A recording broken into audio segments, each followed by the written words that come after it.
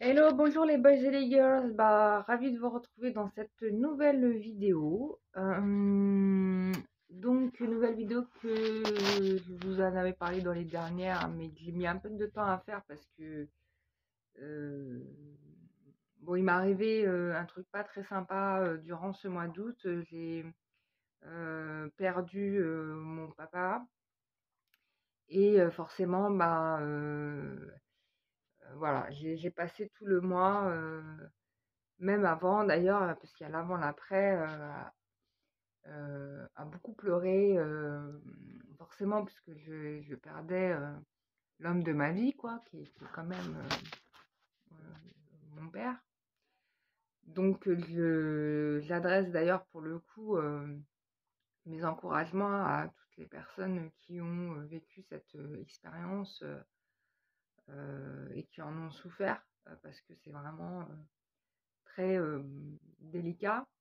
La chance que j'ai, moi, c'est que j'ai fait tout un travail de cheminement spirituel qui fait que ça m'a permis de quand même, d'une certaine façon, un peu mieux accepter son départ. Et d'ailleurs, ça va être le but de cette vidéo, puisque comme j'ai accompagné une personne jusqu'à la fin de sa vie et sa vie d'après, je vais pouvoir vous partager tout ce que j'ai eu en partage de vision avec mon père avant son départ et après, et tous les messages que j'ai reçus de la part des guides et des informations concernant la mort et le deuil. Donc voilà. Donc ça va pas être une vidéo où je vais parler que de mon expérience personnelle et de la perte de mon premier amour, en gros. Ça va plutôt être une vidéo pour, excusez-moi, pour parler de tout ce qu'il y a eu autour et qui m'aide et qui m'a aidé à accepter ce départ malheureux. Enfin malheureux pour moi, mais heureux pour lui, bien évidemment. Bon, je ravale mes larmes. Et, euh, et on y va. Alors, euh, mon papa, euh, malheureusement, a été attaqué par un cancer et c'est ce qui a causé son décès. Donc le cancer combiné, je dirais probablement avec la chimio, parce que le traitement chimio a un peu complètement mis à plat mon père et il n'a jamais pu récupérer sa force vitale initialement. Il faut savoir que mon père avait déjà eu un cancer il y a 13 ans de ça, qui s'en était très bien remis. C'était dans les tissus, donc dans les tissus musculaires, enfin c'était cancer du sein, donc ça s'est très bien réglé, ça a été très bien soigné, il n'y a pas eu de problème. Le médecin lui a annoncé sa guérison totale et du coup, il s'est considéré comme étant totalement guéri. L'erreur, c'est que comme il s'est considéré totalement guéri, il n'a jamais fait de contrôle. Et l'autre aspect aussi, c'est que mon père a été contrarié durant sa vie par des personnes qui lui ont fait du tort. Et cette colère-là, il ne s'en est jamais libéré. Ce qui a aussi causé sa perte. Colère retenue, déclenchement de cancer, sachez-le. Donc quand vous êtes en haine contre quelqu'un, je vous invite vite fait à vous libérer de cette colère parce que c'est un accélérateur pour le cancer. Avec d'autres facteurs qui sont l'alcool, le tabac, tutti quanti. Enfin, il y a plein de trucs qui stimulent aussi le cancer, la consommation excessive de viande, etc. Enfin bref, bon, tout ça pas pour pouvoir raconter sa vie. Mais du coup, avec ma famille, on a cherché des solutions pour le soigner. Enfin, en tout cas, moi, ça m'a. Voilà, donc forcément, on s'est tourné vers le corps médical. Bon, ça, c'est un autre aspect que je pourrais en parler parce que euh, je ne jette pas la pierre aux bons médecins, loin de là, mais et aux bons aides-soignants et aux bons infirmiers, pas du tout, mais il y a la façon dont la médecine traite les patients qui sont incurables, ça vous fait très mal, hein. Il y a eu un truc qui est très bizarre parce que quand ils ont compris que les traitements l'avaient bien esquinté et qu'au final ils ne pourraient rien faire, on s'est senti quand même profondément délaissé, voire mis de côté, et ça fait très mal.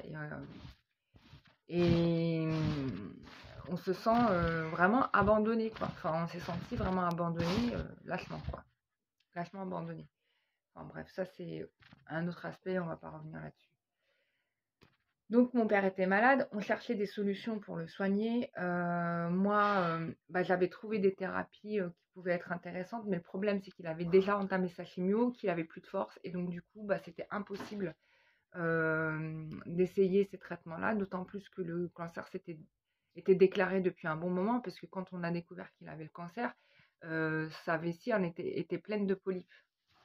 Donc en gros, là, ça faisait un bon moment qu'il était malade. Je m'en étais doutée parce que j'avais eu des visions, en fait, où je voyais aussi ce qui pouvait déclencher, en fait, cette maladie-là, et je l'avais prévenu. J'avais prévenu mon père. Je lui avais dit: «Papa, il faut que tu te libères de ta colère et il faut absolument que tu arrêtes de consommer, alors mon père, il fumait plus, il utilisait la chic, parce que c'était aussi un accélérateur, grave. Et du coup, bon, et bien sûr, dans tous les conseils que je lui ai donnés, il ne m'a absolument pas écouté. Donc, moi, je ne lui en veux pas, hein, parce que c'est sa vie, c'est son cheminement. Voilà, et en plus de ça, il avait pertinemment conscience qu'il ne durait pas longtemps, parce que je me rappelle qu'une fois, j'avais vu son appareil dentaire, qui était une catastrophe, que lui avait fait un cousin qui était dentiste, mais qui est très mauvais, enfin, un dentiste. Très mauvais dentiste pour le coup, et je lui dis: «Mais comment tu fais pour manger avec ça? C'est pas possible, bon là, on va te faire ça». Donc je lui avais pris des rendez-vous, mais chez le pour lui refaire son appareil dentaire, et parce que c'était catastrophique, et je sais plus pourquoi je vous dis ça. Je sais plus pourquoi je vous ai raconté ça. Bon bref, il y avait un truc derrière, mais je sais plus. Bon, absence, c'est pas grave. Donc du coup, on avait fait la nécessaire, elle a récupéré. Ah oui, voilà, c'est pas grave. Il avait récupéré. Donc au départ, je voulais lui faire des implants. Voilà. Donc on avait pris des rendez-vous, on avait fait des devis. Alors attends, s'il te plaît, pour faire des implants dentaires de toute ta mâchoire, c'est 50 000 €, quoi. C'est le prix d'une voiture. Ça peut être le prix d'une maison, hein, on peut le dire. Et du coup, bon, mon père, il m'a dit, pour le peu de temps qu'il reste, je vais prendre le premier prix, quoi. Je vais pas faire, enfin, l'appareil classique de base que tout le monde connaît, que tu colles avec du fixe-aux-dents. Et donc, du coup, il avait fait ça. Et moi, ça m'avait un peu interpellée qu'il ait dit ça. Je dis: «Mais comment?» Et ça m'avait contrarié. Il dit: «Le peu de temps que je vais rester». Enfin, il se voyait déjà vieux, il se voyait déjà partir. Donc ça, c'est quand même un signal d'alarme très important, parce qu'en effet, la personne, l'âme, sait combien de temps elle va durer, hein, dans son incarnation sur Terre, parce que c'est déjà programmé euh, avant son incarnation, et dans le fond, le corps sait combien de temps il lui reste. Il y a une horloge biologique interne, c'est pas que pour l'horloge biologique interne, ça sert pour plein de choses, et notamment, lui, il en avait conscience. Il le disait souvent. Et un jour aussi, enfin, je vais vous épargner plein de trucs, mais bon, en tout cas, sachez qu'il avait conscience qu'il n'allait pas durer 20 ans. Voilà, ça c'était dit. Et donc, nous, on cherchait à le machin. Moi, j'étais convaincue qu'il allait guérir. Alors, parce que quand je m'étais connectée sur sa lignée de vie, je le voyais vivant, quoi. Et j'avais ça tout le temps. Tout le temps, tout le temps, tout le temps. Donc j'étais confiante sur le fait que mon père puisse guérir. Et je le disais tout le temps. J'ai dit: quand tu iras mieux, machin, tu viendras chez moi à la maison. J'avais d'ailleurs aménagé toute la maison, parce que quand il était venu la première fois chez moi, il avait vraiment aimé les travaux que j'avais faits, et il m'avait suggéré des points d'amélioration pour qu'il se sente bien. Et donc pendant ce temps-là, j'avais fait tous les travaux d'aménagement dans ma maison pour que ça lui convienne la prochaine fois qu'il viendrait, et qu'il se sente vraiment à la maison. Et malheureusement, il verra jamais tout ce que j'ai fait pour qu'il se considère encore mieux chez moi. Enfin bref. Et du coup, donc il avait suivi ce traitement, mais ça l'avait fracassé, quoi.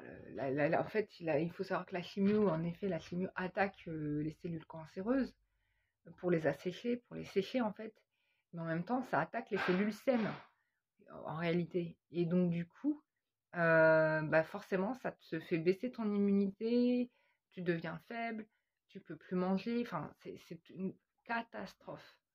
C'était une catastrophe.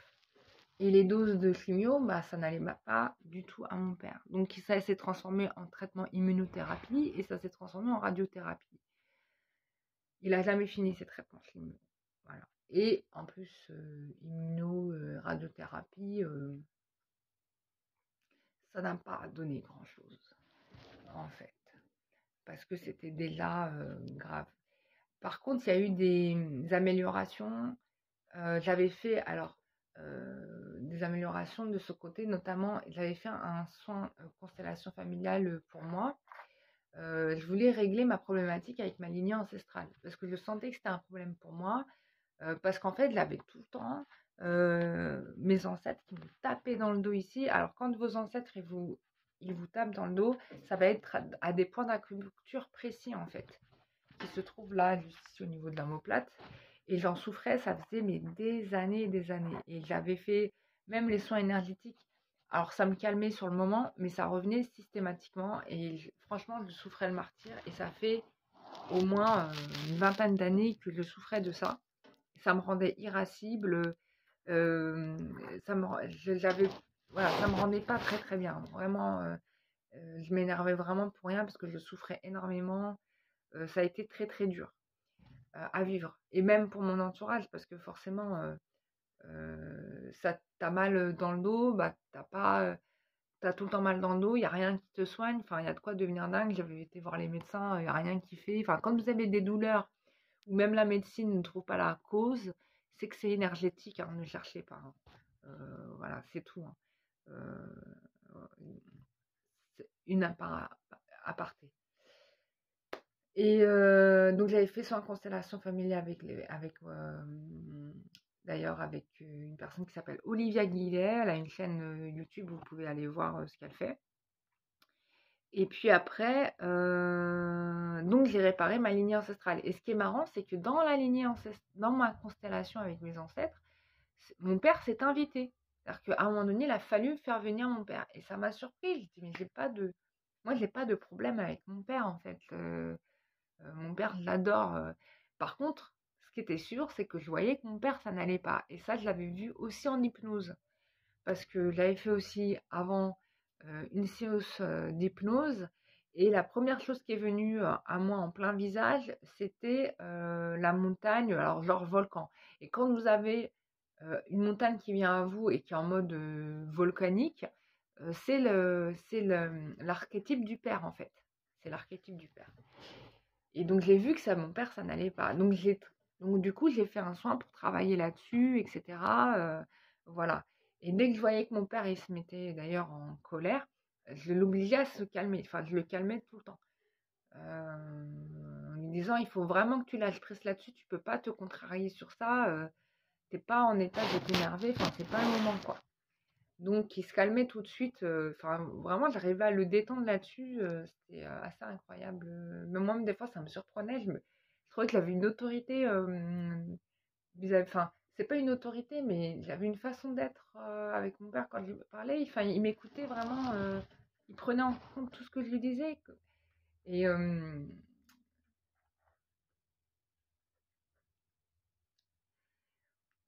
j'ai pas osé faire de soins énergétiques du coup à mon père parce qu'il avait son cancer euh, et donc, dans la formation que j'avais reçue, on m'avait toujours déconseillé d'envoyer de l'énergie au niveau des cellules cancéreuses pour pas que ça augmente en fait le cancer, en gros, pour pas que ça accélère le truc.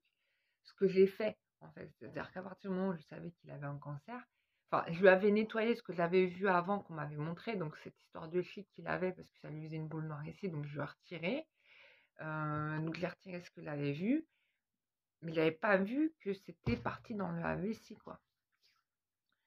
Euh, Bref, ça se déplace. En gros, sachez, le cancer se déplace. Vous soignez là, ça va là. Parce que la vraie cause, qui était sa colère, qu'il avait, la colère qu'il avait retenue, ben, il l'avait jamais libérée. Et il remettait tout ça en tête. C'est-à-dire que moi, énergéticienne, j'avais beau faire le travail qu'il fallait pour dégager en fait ce qui le polluait, etc. Mais si la personne, le patient en elle-même, ne fait pas l'effort de lâcher les raisons qui font que la personne tombe malade, bah je ne peux rien faire. Enfin, on ne peut rien faire en réalité. Et c'est en ça que je vous rappelle que du coup, dans les soins énergétiques, votre rôle, l'implication que vous avez dans la séance que vous faites en séance énergétique, elle est primordiale. Elle est primordiale parce qu'il n'y a pas de miracle sans votre implication. Parce que si vous allez dans le sens inverse, bah, tous les soins énergétiques possibles n'y feront rien, hein. Même si vous allez voir le meilleur saint du monde, hein. Donc, sachez-le.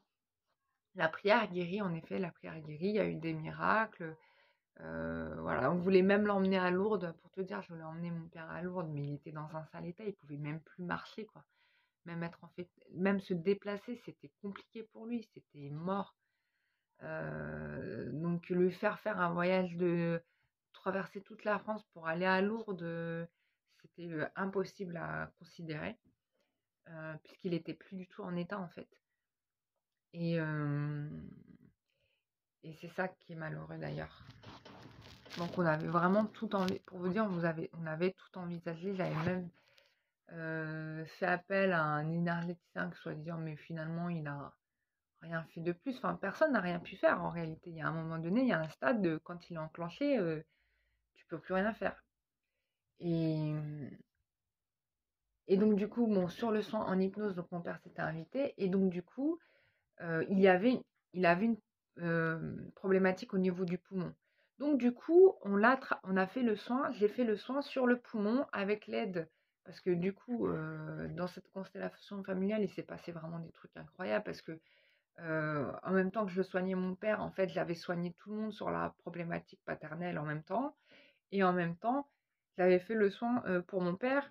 Et en plus de ça, il y avait l'esprit de l'aigle médecine amérindien qui était venu et qui nous avait accompagnés aussi pour le soin. Donc franchement, on était royal. Et bon, là, pour le coup, ça a marché parce que la grosse tumeur que les médecins avaient vue dans les poumons la première fois, elle avait disparu dans la seconde radio qu'ils ont faite. Ils l'ont plus retrouvée. Ils ont juste retrouvé des petits points. Voilà. Mais entre-temps, son cancer de la vessie, bah, après la fin du traitement de la chimio, avait explosé, était complètement sorti d'ailleurs de l'organe et ça avait atteint du coup les autres organes et c'est là où du coup mon père s'est retrouvé en soins palliatifs, c'était terminé quoi. Pour les médecins c'était fini et ils attendaient le moment où il allait mourir. Alors ils ont fait un truc de dingue, ils lui ont dit directement à mon père sans que nous soyons là qu'il allait mourir quoi. Et ça c'était terrible parce que lui qui se battait pour la vie, pour sa vie, qui a tout fait d'ailleurs, qui a tout fait, qui a tout essayé pour rester en vie, bah, ça lui a fait un gros choc et là c'était la fin quoi. C'était la fin. Et on en veut au corps médical pour ça. Vraiment quoi. Même si c'est réel, ça l'a achevé, ça l'a mis à plat quoi. Et, et pareil, et donc du coup, et moi je comprenais pas. C'est-à-dire que moi, tu vois, j'avais fait un super soin, le truc était libéré, on m'a dit il n'y a plus rien sur les radios. Et là on me dit non, ça y est, c'est la fin. Tu vois, moi je commençais à péter un câble. Et du coup, j'ai fait un rêve. À ce moment-là, j'ai fait un rêve. Et je prenais la main de mon père, donc j'avais pris la main droite de mon père. Et je lui avais dit, et j'ai envoyé toute mon énergie pour le guérir en fait. Et j'ai envoyé de l'énergie, du souffle de vie. C'est pas d'énergie, c'était du souffle de vie, tu vois, dans sa main. Donc tout ça, c'est dans mon rêve. Et je voyais mon père qui était devenu tout fin, qui était en train de se regonfler. Et j'ai dit, ah, c'est en train de repartir. Et, et là, il y a les anges qui sont arrivés, qui m'ont dit, tout souriant, tout heureux pour mon père, il est en train de guérir. Bah, moi, je crois les anges, quoi, tu vois, je me réveille le matin, je vois ça, trop contente. J'en parle à ma mère, je l'appelle, mais j'ai vu les anges, ils m'ont dit qu'il allait guérir, il va guérir, il va guérir. et j'en avais parlé avec un autre praticien que j'avais rencontré sur un salon, un collègue, qui m'avait dit oui, mais ça veut dire deux choses. C'est-à-dire, soit en effet, il va guérir, soit en effet, il va être libéré de son incarnation terrestre et il va pouvoir être 100% de lui-même dans l'invisible, quoi. Et là, bon, je t'avoue que moi, ça m'a pas fait trop plaisir de l'entendre, même si je le voyais aussi un peu comme ça, mais je voulais pas l'admettre. J'étais vraiment dans le déni. Euh, et du coup, bon, en même temps, je devais travailler, donc je faisais des allers-retours et je voyais qu'à chaque fois quand je partais, mon père, ça lui allait pas, quoi. Il y avait un truc qui allait pas. Et j'ai dû repartir pour faire mon stage d'énergéticien en Bretagne. Et là, je reçois à la fin de la journée le coup de fil de ma mère qui me dit, écoute, il va pas durer longtemps, il faut vraiment que tu rentres. Et bah, je suis partie. Là, j'étais pas bien, hein, j'étais déphasée, hein. J'étais en plein milieu de mon stage avec mon stagiaire et là j'étais là, j'entendais plus rien, quoi. J'étais vraiment ailleurs. Et du coup, d'ailleurs, je remercie pour le coup, j'ai envie d'adresser mes remerciements à toutes les personnes qui ont eu des séances avec moi pendant cette période, qui ont eu la bienveillance de comprendre ma situation et de décaler les rendez-vous. À vous, je vous adresse vraiment merci parce que c'était vraiment pas évident du tout à gérer entre les allers-retours que j'ai eus à Paris, là où j'habite pour les soins de mon père. Enfin, c'était juste pas évident à gérer. Et en même temps, bah, je remercie toutes les personnes qui ont eu la bienveillance d'attendre que je revienne pour faire leur séance. Parce que c'était... Enfin bref, à vous tous, merci beaucoup parce que ça m'a beaucoup aidé aussi. Et du coup, donc je suis partie en trombe le lendemain matin parce que j'étais vraiment trop fatiguée de la séance que j'avais faite, de la journée de travail que j'avais eue. Du coup, je suis partie le lendemain matin. Et le lendemain matin, bah, je me suis occupée de mon père, je lui tenais compagnie, je lui tenais la main. En fait, il faisait que dormir, se réveiller, dormir, se réveiller. Quand vous avez ça, c'est... ouais, la personne, elle part, quoi. Dormir, se réveiller, dormir, se réveiller. Je me relayais avec ma mère, ma sœur. Voilà, je lui tenais compagnie, je conversais avec lui quand il était réveillé. Voilà, dès qu'il avait besoin. Ah oui, parce que quand on a vu, voilà, chose à savoir, c'est que quand on a su que le corps médical lui avait annoncé le décès de mon père et qu'il s'en occupait plus du tout d'ailleurs, il était en soins palliatifs, on a demandé à hospitaliser mon père à domicile parce qu'on voulait absolument pas qu'il meure à l'hôpital sans nous en fait. Du coup, on l'a rapatrié à la maison et on l'a jamais laissé seul. Donc voilà. Il y avait eu, avant qu'on arrive à ce stade-là, il y avait une première fois où il avait eu une infection urinaire très très grave, où il a failli y rester et au moment où il allait, parce qu'il a failli mourir, je l'ai vu tout de suite. Moi, j'étais en train de, je sais pas si je dormais ou si j'étais réveillée, mais j'ai senti tout de suite que c'était très grave et qu'il allait partir. Et Dieu merci, les médecins, ils ont vraiment fait un super boulot là-dessus. Ils l'ont sauvé à temps. 1 heure de plus, il était mort déjà sur le coup, en fait. Un arrêt cardiaque à cause des toxines des urines, en fait, parce qu'il n'arrivait plus à uriner. Catastrophe. Et donc voilà. Donc déjà, j'avais déjà vu qu'il allait, que s'il mourait, bah, il était en train de mourir, il m'avait déjà prévenu par astral en fait. Et donc je savais que là, s'il allait partir, je serais prévenue. Pareil. Donc on était en train de veiller. Alors, il s'était déjà levé en fait. Il s'était habillé, s'était levé la veille. Même l'avant-veille, hein, il avait été habillé. Donc moi j'étais optimiste. Je me dis, bah, il va guérir, il s'était habillé, il avait marché, il s'est battu, il a fait des efforts pour rester en vie, machin. Donc j'ai cru qu'il allait s'en sortir. Et puis le lendemain, dégringolade. Et après, rebelote. Tu te dis c'est foutu. Et puis le lendemain, il voulait absolument se lever, s'asseoir avec nous. il s'était mis sur une chaise. Alors, je lui ai demandé vraiment de s'asseoir sur une chaise, c'était vraiment terrible pour lui. Il avait trop de douleur, c'était très très douloureux. Euh, Malgré les médicaments, les antidouleurs et tout. Et d'ailleurs, il nous avait passé de la morphine. Mais nous, on avait peur de lui mettre de la morphine et que ça accélère, en fait, tu vois, le truc complètement givré dans lequel on était, quoi. Donc, on essayait de tout faire pour que ça génère le moins de douleur possible pour lui. Et donc, il s'est assis avec nous et puis il nous prévenait que c'était la fin. Il m'a dit, moi, je suis mort. Et moi, je croyais qu'il me disait, je suis mort de fatigue. Mais non, en fait, je suis en train de mourir, mais je voulais pas le comprendre. Ses yeux me le disaient, tu vois. Et quand il me regardait, il me disait, je suis mort. Je leur comprends bien que je meurs, en fait.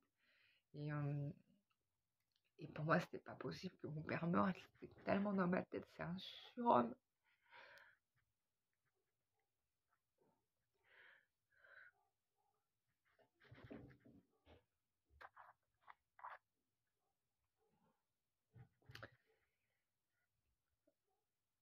Donc, il s'est assis avec nous dans le salon et il y avait un documentaire sur le Maroc. Et on avait voyagé au Maroc tous ensemble. Et du coup, on s'est rappelé tous les lieux qu'on avait visités ensemble et tout ça. Et j'étais content. Je me suis dit, super et machin. Moi, j'étais enthousiaste. Super, vas-y, machin. Je me suis dit, ça y est, il reprend du poil de la bête et tout. Et en fait, c'était non, c'était la dernière ligne droite. Pendant la nuit, on n'a pas beaucoup dormi. On s'est réveillé parce qu'on a entendu un bruit. Il avait vomi. Ah oui, on l'avait emmené. Ah oui, entre-temps, avant ça, euh, il avait une infection assez grave et du coup, on a appelé le médecin qui nous avait dit il faut absolument l'emmener aux urgences. Donc, on l'a emmené aux urgences pour le traitement d'une infection grave qu'on avait remarquée. Et en fait, quand on est arrivé, les médecins ils nous ont dit non, mais c'est de la nécrose en fait. Et quand ils m'ont dit c'est de la nécrose, là j'ai pleuré parce que c'était fini quoi. Et là, j'ai commencé à comprendre qu'il était en train de mourir parce que son corps pourrissait en fait. Et là, tu peux plus rien faire. Et donc, ils nous ont demandé est-ce qu'on n'opère pas. J'ai dit bah non.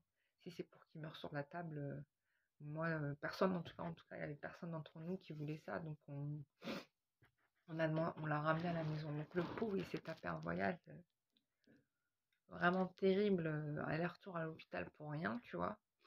Et puis là, bah, c'était sa dernière nuit. Euh, Du coup, pendant la nuit, bah, il a vomi un liquide noir. Et quand j'ai vu ça, j'ai dit, bah, c'est vraiment la fin. Et, ma mère, et donc mon père, il a commencé à tenir des discours assez étranges à ma mère, en lui disant, mais tiens, il y a une lumière là-bas. Et à ma soeur, il a dit, ah, il y a une lumière là-bas. C'est quoi? Et ma soeur, elle me dit, bah ouais, mais la lumière, c'est la lampe. C'est le plafonnier. Tu vois. Et mon père, il dit, attends, là, il y a un rond, là, il y a un rond. J'ai dit ça à ma mère, et ma mère, elle me dit, où ça, tu vois un rond? Il n'y a pas de rond. Il voyait un rond dans le couloir, en fait, parce que la porte de sa chambre donnait sur le couloir. Ah, mais non, il n'y a pas de rond. Ma mère, elle voyait pas ça. Mais en fait, il était déjà en train de partir.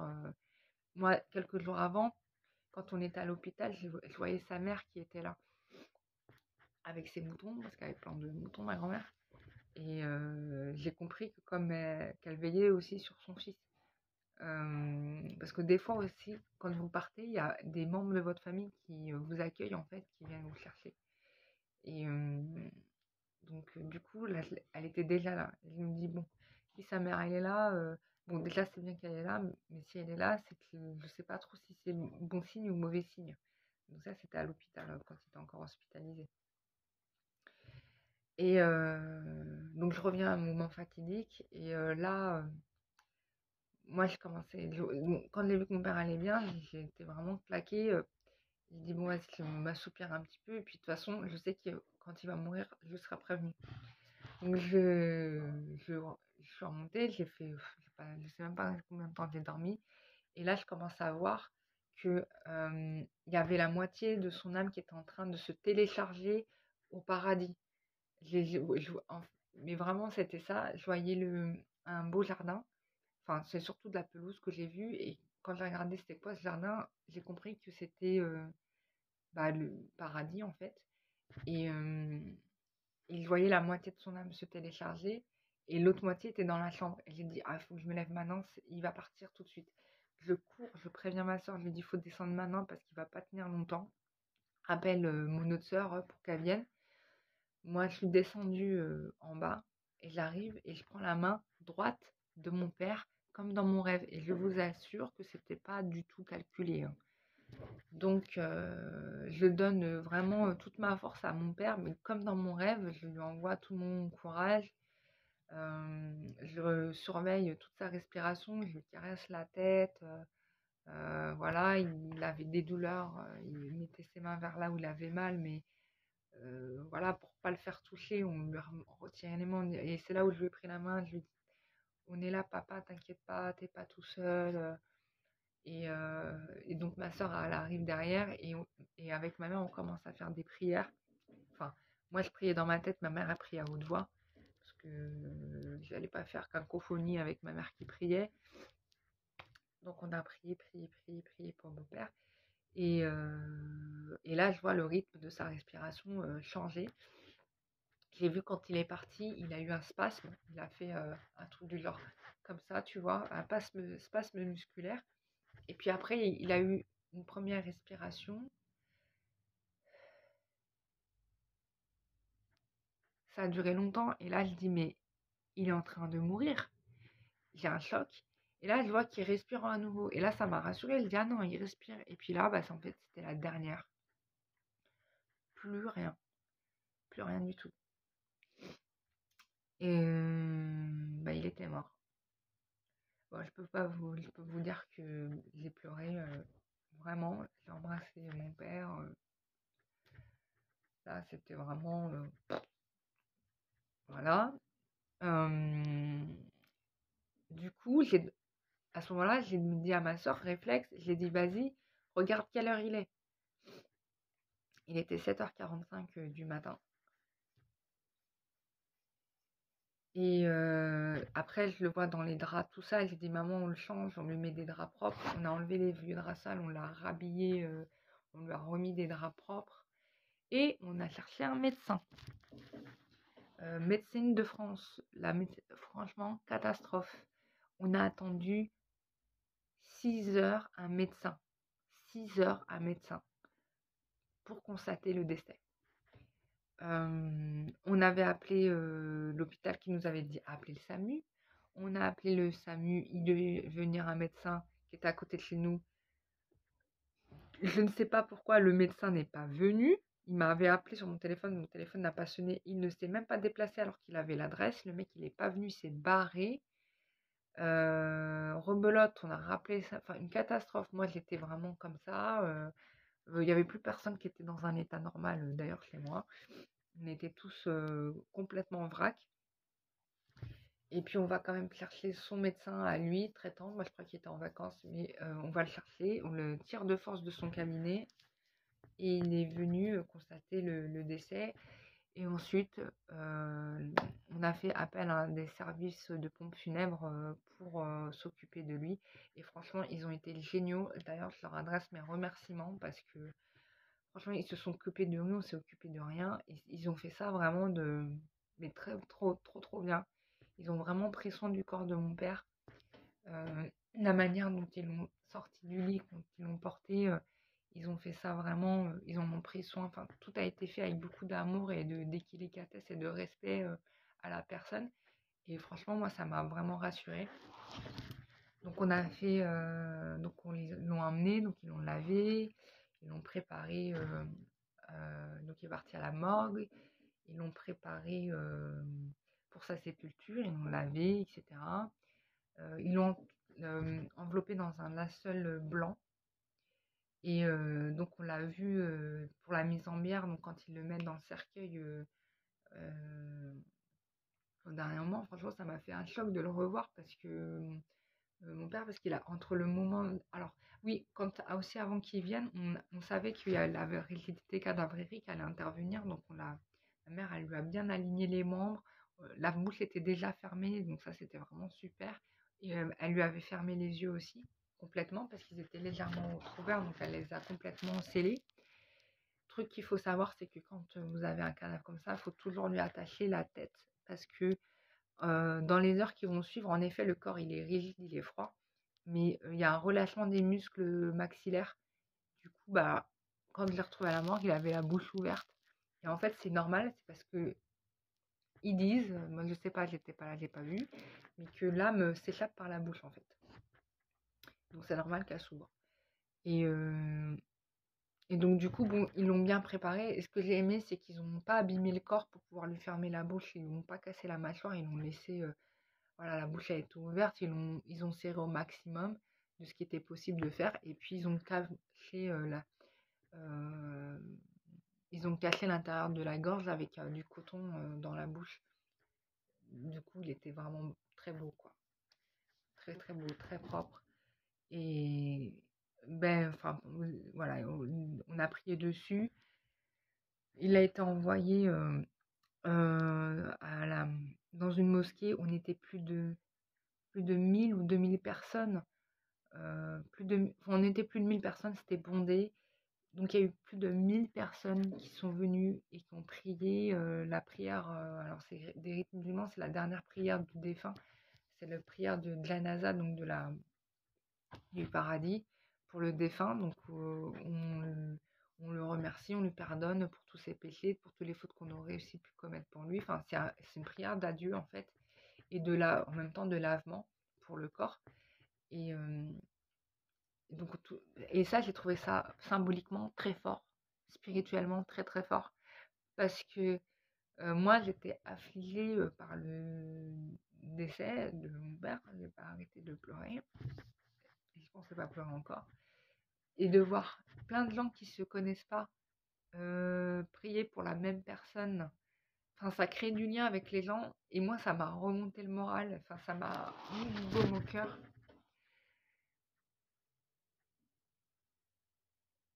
Ça m'a vraiment mis du baume au cœur. Et puis, c'est une façon de remercier la personne pour tout ce qu'elle a apporté de son vivant sur Terre, quoi. Et enfin, franchement, c'était vraiment très très fort. Et mon père aussi, en fait, je ne l'ai pas dit, mais avant de mourir, il faisait beaucoup de prières, hein. Il priait vraiment beaucoup, beaucoup. Et tout ça, ça va avoir des incidences, en fait, dans sa vie d'après, parce que j'en ai eu, après sa mort, les guides, ils m'ont montré, en fait, ou lui m'a montré ce que ça avait fait, en fait, sur lui. Et donc, je sais que mon père était déjà au paradis, parce que de toute façon, avec tout le bien qu'il avait apporté sur Terre de son vivant, bah, même s'il n'avait pas prié tous les jours, pas respecté en tant que pratiquement tant que tous les rites, bah, tout ce qu'il avait fait en action de son vivant rachetait déjà tous ses péchés. Donc, déjà tout de suite, il avait vu qu'il était parti directement au paradis sans escale, hein. Il n'y a pas eu d'escale, il était direct au paradis. Après, j'ai eu, alors je ne sais pas si c'est un rêve ou une vision, mais la manière dont la manière dont la personne est enterrée, elle a du coup une importance. Et ça, je m'en suis rendu compte à ce moment-là.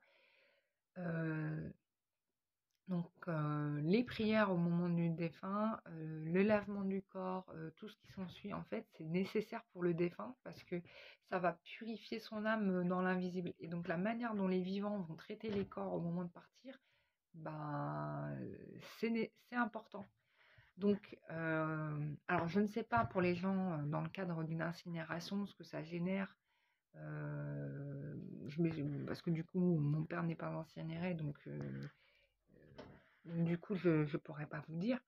Mais ce qui est certain, c'est que quand vous choisissez le cercueil, c'est-à-dire que les draps dans lesquels vous l'habillez, les vêtements dans lesquels vous le mettez, ou le drap dans lequel le linceul dans lequel vous le mettez, il a son importance. D'ailleurs, même le drap mortuaire dans lequel vous le mettez, il a son importance. Le linceul dans lequel vous mettez, il a son importance, donc il faut que ça soit propre et purifié, blanc, le blanc, parce que moi c'est ce qu'on m'a montré, il fallait du blanc. Il faut que ce soit blanc. Il y avait aussi le cercueil dans lequel vous le mettez. Il faut que ce soit un cercueil dans un bois blanc. D'accord? Donc, donc moi, mon père était dans un cercueil en bois blanc. Donc c'est un cercueil premier prix, hein. C'était pas le cercueil de luxe, hein.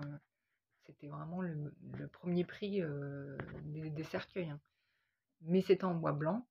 Donc voilà, l'emballement du corps dans son tombeau, bah ouais, c'est vraiment ça a un impact au niveau spirituel vis-à-vis de la personne. Et pourquoi je vous dis ça? C'est parce que j'ai eu un rêve où je voyais mon père donc monter au ciel, monter en ciel. Il était dans le linceul blanc dans lequel il avait été emballé, avec deux cercueils blancs, avec un coussin blanc. Il y avait un cercle doré autour de la tête. Et il y avait des colombes autour de lui et des anges. Tu vois, donc franchement, c'était vraiment une très belle vision, ce qui m'a rassurée sur le cheminement de mon père dans l'après-vie. Et ça, franchement, c'est vraiment très, très rassurant. Et puis, enfin, on est content pour lui, quoi. Et après, bon, bah, on est parti. Alors, il nous avait demandé à être enterré dans un endroit précis, donc on l'a rapatrié dans le pays en question, dans le pays qu'il a vu naître. Et on l'a enterré sur la terre qu'il a vu naître, près de la mer qu'il a mise au monde, quoi. Donc près de sa mère, il a demandé à enterrer près de sa mère. Donc on l'a enterré comme il a demandé, près de sa mère, à côté de sa mère, et dans la terre qu'il a vu naître.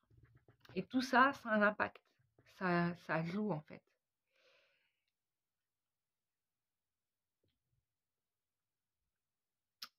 Donc voilà, on a exaucé tous ses souhaits. Voilà.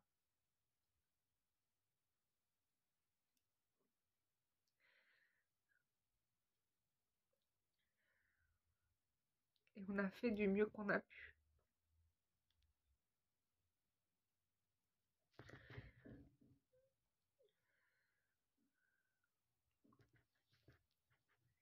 Je suis contente pour lui parce que c'est une dame qui s'est accomplie. Et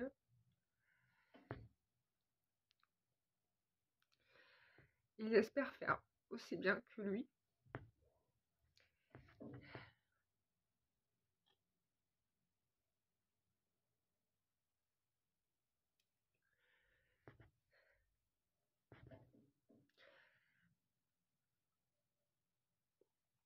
Je sais qu'il n'est pas mort puisque je le vois encore, puisqu'il apparaît dans mes rêves. D'ailleurs, au moment où on a dû l'enterrer, enfin après l'enterrement, j'ai assisté, je ne l'ai pas lâché, hein.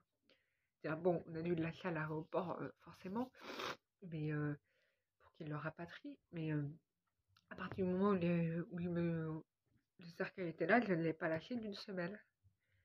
Et ça, je lui avais promis que je serais là. C'était une promesse que je lui avais faite, que je serais là à son dernier moment. Et j'ai été là à son dernier moment. Donc ça, je suis contente de ça. Et, et je ne l'ai pas lâché jusqu'à ce qu'on l'ensevelisse sous terre.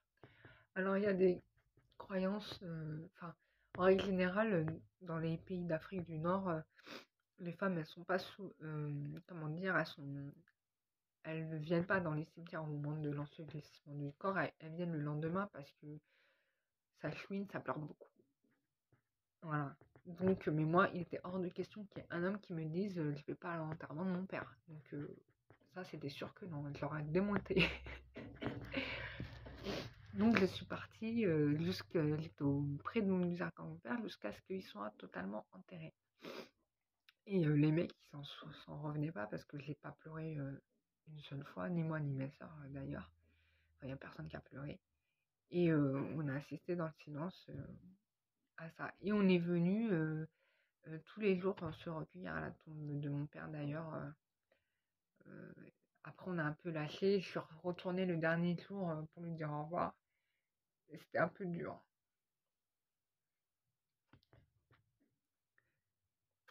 de laisser son père.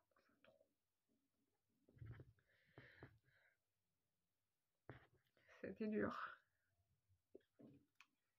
Mais je suis contente d'avoir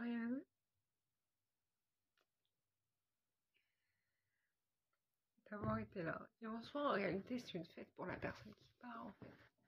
Si on pleure, c'est pas pour elle, c'est pour nous, parce que, bah, au final, on sait qu'elle va nous manquer. Et puis, en plus de ça, moi, j'ai tout de suite revu mon père dans sa maison familiale. Alors, la première maison, je l'avais vu quand il était jeune, qu'il aimait bien mettre ses lunettes stylées. Enfin, mon père, il était trop plein de style quand il était jeune. C'était un bel homme, d'ailleurs.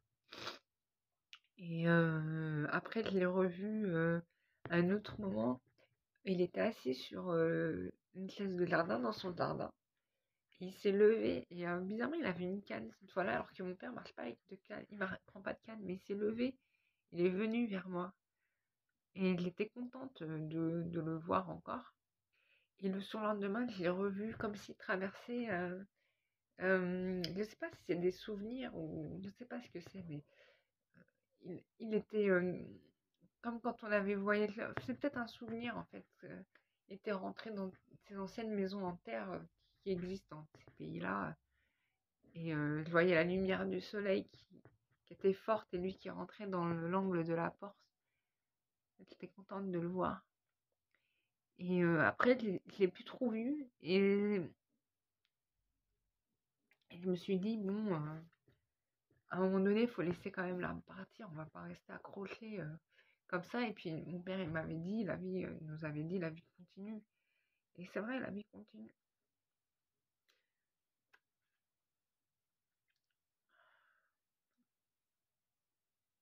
Ce qui est dur, c'est de voir aussi tout ce qui était important à ses yeux perdant de sa valeur. Parce que quand la personne n'est plus là, bah, tous les objets qui étaient importants pour la personne, bah, ça n'a plus de valeur. Parce que la personne n'est plus là. Moi, je me rappelle, je faisais attention à ses affaires. Parce que si tu déplaçais un truc qui te remontait les bretelles, donc du coup, lui, il est parti, il avait ses affaires. Ça n'a ça n'a plus d'utilité pour personne, quoi. Et c'est assez bizarre. Et en même temps, tu vois, là, je suis dans sa maison et je sens son énergie partout dans la maison. Je sais qu'il est là. Je sens son énergie dans la maison. Je sens son énergie dans le jardin quand il suit. Enfin, il est présent. Je le sens très, très présent. Donc, voilà, quoi. Et bah, à la suite de ça, bah, on a fait le tour des cimetières. Ça a été le cimetière tour. Parce qu'on a été voir bah, tous les défunts qu'on n'avait pas vus pendant la période Covid de la famille. Donc, on a été les voir. Et puis, cerise sur le gâteau, bah, j'ai été voir la tombe d'un de mes grands-pères que je n'avais jamais vu ni même connu. Et ça aussi, ça a été une expédition quand même, parce que c'est dans un lieu isolé de toute civilisation. On s'est tapé une montée, franchement, de montagne. J'ai cru que j'avais laissé mes poumons sur le chemin. J'ai perdu 2 pieds parce que je me suis défoncée par les ronces. Enfin, c'était horrible l'expédition. Mais en même temps, j'étais heureuse d'y être allée. Et en fait, ça m'a permis de voir comment mes ancêtres ont vécu dans les anciens temps. Et franchement, bah, c'était le maquis, quoi. Si tu connais pas l'endroit, tu n'y vas pas, hein. Personne n'y va là-bas, hein. Et d'ailleurs, quand on est arrivé, le cimetière qui était dégagé à l'époque, bah, il était complètement envahi par... tu vois, c'était le château de la Belle et la Bête, quoi. Le château de la Bête, tellement ça a été oublié pendant 20 ans, les roses, ils ont poussé, tu voyais plus rien, hein. On voyait plus du tout les tombes. Fallait retrouver le grand-père là-dedans. Va retrouver le grand-père. Comment faire pour retrouver le grand-père? Ma mère, elle savait plus où c'était, tu vois. Du coup, bah, heureusement, je suis énergéticienne. Je me connecte à l'énergie de mon grand-père. Et là, je vois un homme qui est tout content de nous voir et tout content de revoir sa fille, puisqu'il est le père de ma mère. Tout content de revoir sa fille et tout. Et je dis, moi, je crois qu'il est là-bas. Et du coup, je suis partie dans la direction et mon cousin m'a suivi. Et on l'a retrouvé tout de suite, mais pile à l'endroit où je l'avais vu énervé, enfin, où je l'avais vu, voilà, j'ai ouvert mon troisième œil, quoi. Je me dis, attends, je vais pas m'embêter à fouiller une tombe, je la connais pas. Donc, du coup, on va se connecter à son énergie. Et bim, c'était pile ici. Et donc, très contente de retrouver mon grand-père. Et ce qui est intéressant d'ailleurs dans les sépultures, c'est que tu sens l'énergie de la personne. Voilà, donc tu arrives à voir en fait une personne qui a été évoluée spirituellement ou quelqu'un de très bas aussi. Ça se sent. Tu avais fait l'expérience euh,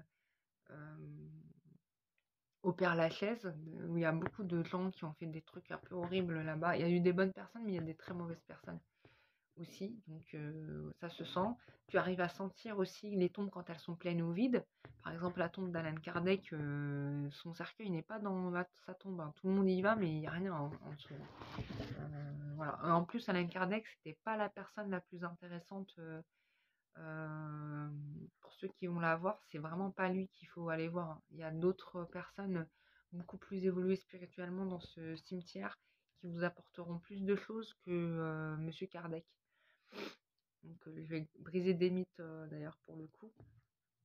Parce qu'il était juste un médecin, Monsieur Kardec, hein. Il s'est servi des capacités des médiums pour faire son bouquin, mais lui, il a rien fait d'extraordinaire, hein. Il a signé Alan Kardec. En vérité, on devrait gommer son nom et mettre le nom de l'esprit qui a donné toutes ces informations au médium. C'est tout ce qu'il a fait. Il a juste fait c'est une dictée, hein, le livre d'Alan Kardec, hein. Le premier, hein, le livre des esprits, hein. Le livre des médiums, c'est autre chose. Après, donc pareil, donc j'ai dit à ma mère, franchement, ton père, il était vraiment quelqu'un d'extraordinaire. C'était vraiment une très bonne personne. Et je commence à lui parler de lui, mais j'ai pas osé rentrer en communication télépathique avec mon grand-père parce que je voulais pas sortir des trucs et qu'après on me dise, oui, tu dis des trucs, mais c'est de la merde. Parce que ma famille, comment dire,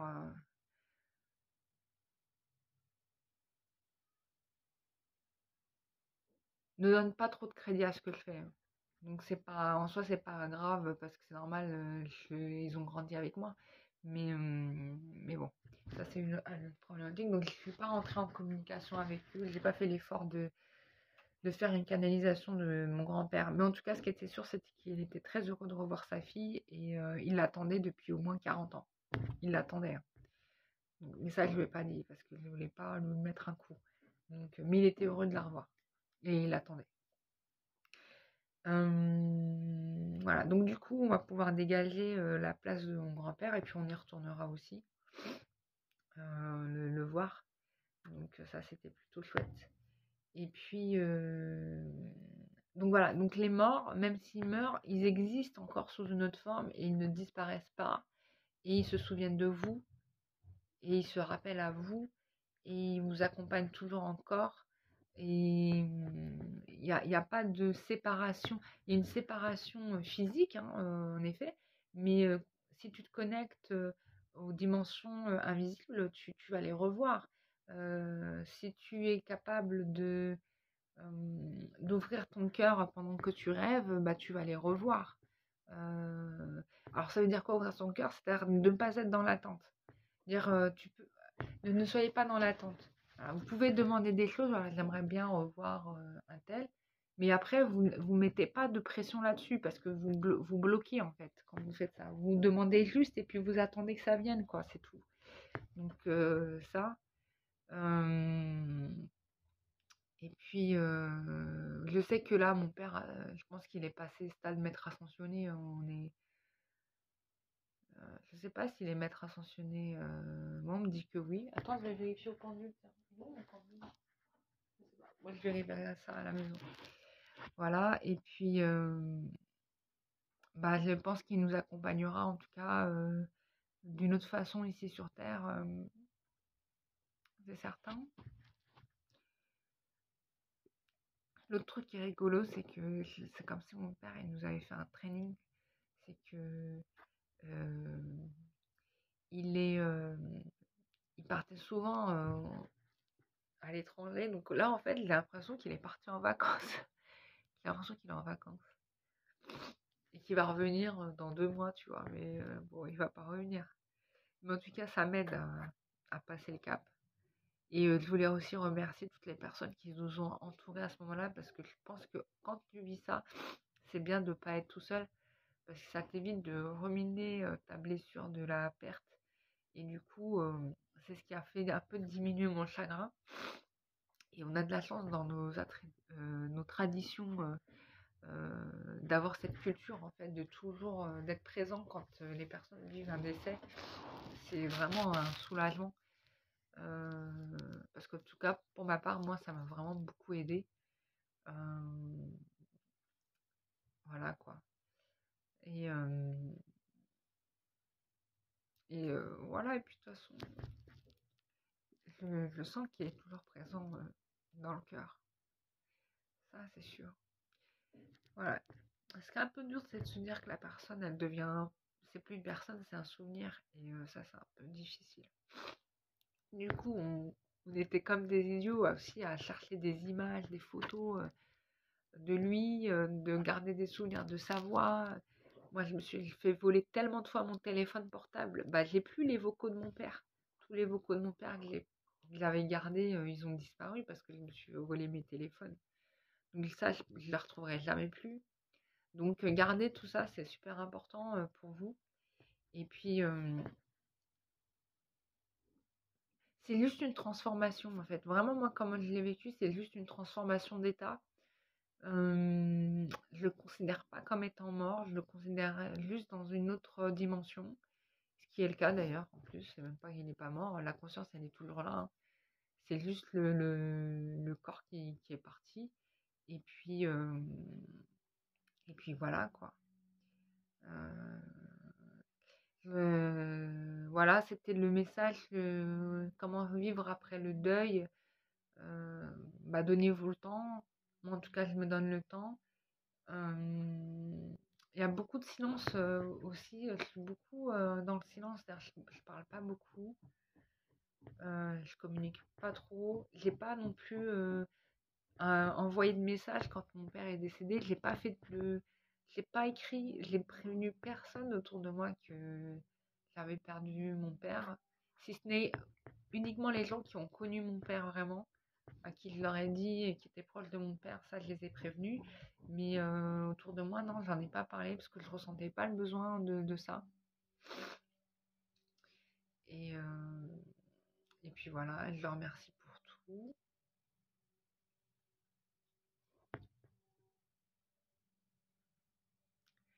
L'autre truc qui était assez bizarre aussi, c'est que quand il a été question du coup de l'enterrement, ce qui est bizarre, c'est que je ne me suis pas sentie comme moi la fille et lui le père. J'ai l'impression que mon père c'était mon fils. Comme si, parce qu'il y a vraiment c'était ma chair quoi, qui partait dans la terre aussi. Je l'ai vraiment ressenti dans mon énergie, quoi. Ça, c'était assez perturbant. Et il avait vraiment l'impression d'être comme sa mère. Je suis pas sa mère, hein, mais c'est le, c'est le lien, c'est l'affection qui fait ça. Voilà. Ça aussi, c'était assez étrange de le ressentir dans son corps comme ça, quoi. Comme si je l'avais moi-même mise au monde, alors que non, c'est mon père. Mais ça peut être une mémoire d'une autre vie, ça c'est une éventualité possible, parce que c'est vrai que j'ai jamais interrogé les liens qu'on pouvait avoir dans nos vies antérieures. Et puis voilà. C'était la petite vidéo que je voulais faire sur la question du deuil et ce qui se passe dans l'invisible éventuellement. Donc ça, c'est ma propre expérience. Hein, je pouvais avoir d'autres expériences, d'autres types de deuil. Hein. Je les ai dans les séances hein, quand je fais les sons énergétiques. Hein, je vois un petit peu ce qui se passe dans l'invisible pour les personnes en question. Quand ça se présente, hein, c'est pas toujours le cas. Hein, c'est pas tout le monde qui a un deuil à régler. Hein. Et